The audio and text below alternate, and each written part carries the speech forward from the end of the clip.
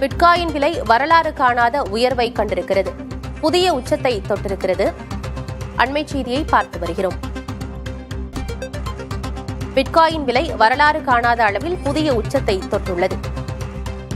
1 கோடியை தாண்டி இருக்கிறது. விவரங்களோடு செய்தியாளர் பாலவெற்றிவேல் இணைந்திருக்கிறார்.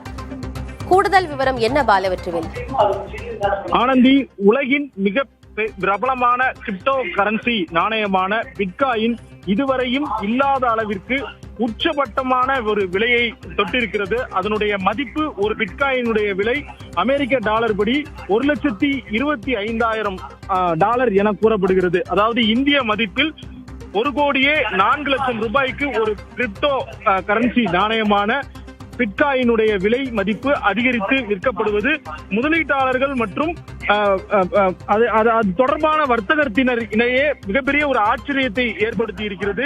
கடந்த சில மாதங்களாக கணிசமான விலை ஏற்ற தாழ்வுகளை சந்தித்த பிட்காயின் தற்போது மீண்டும் மின்னல் வேகத்தில் உயர தொடங்கி இருக்கிறது. ஒரு 15 வருஷத்துக்கு முன்னாடி பார்த்தோம்னா ஆரம்ப காலத்துல ஒரு பிட்காயினுடைய விலை வெறும் 2,000 ரூபாய் இந்திய மதிப்புல இருந்த நிலையில வெறும் ஒரு 12-13 ஆண்டுகளுக்குள்ளாக ஒரு பிட்காயினுடைய விலை கிட்டத்தட்ட 1 கோடி ரூபாயை தாண்டி இருப்பது இந்த கிரிப்டோ கரன்சி மீதான ஆர்வத்தை காட்டுவதாக தெரிவிக்கப்பட்டிருக்கிறது.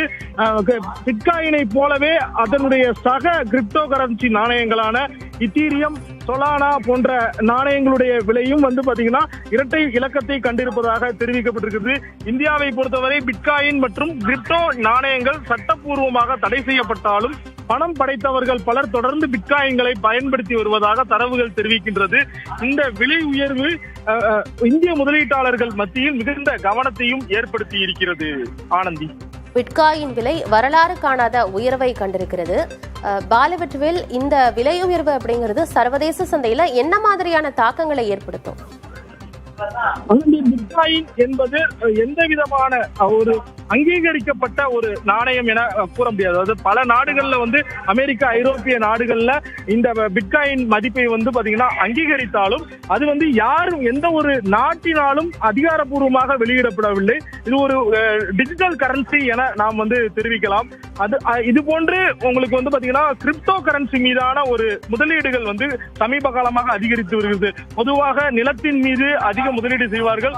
தற்போது தங்கத்தின் மீதும் வெள்ளியின் மீதும் முதலீடுகள் அதிகரித்து வரும் நிலையில மக்கள் அனைவரும் பாத்தீங்கன்னா அதிக அளவிற்கு லாபத்தை ஈட்ட வேண்டும் என்கின்ற நோக்கத்தோடு இது போன்ற கிரிப்டோ கரன்சி நாணயங்கள்ல முதலீடு செய்கிறார்கள். ஆனால் இதற்கு பாதுகாப்பு இல்லாமல் இருக்கும் பல கம்ப்ளைண்ட்ஸும் பல எச்சரிக்கை அபாயங்களும் பல முறை அரசாங்கத்தால் எடுக்கப்படுகிறது. ஏன்னா இந்த பிட்காயினை பொறுத்தவரையும் யார் கண்ட்ரோல் பண்றாங்க அப்படிங்கிற ஒரு விவரம் தெரியாது.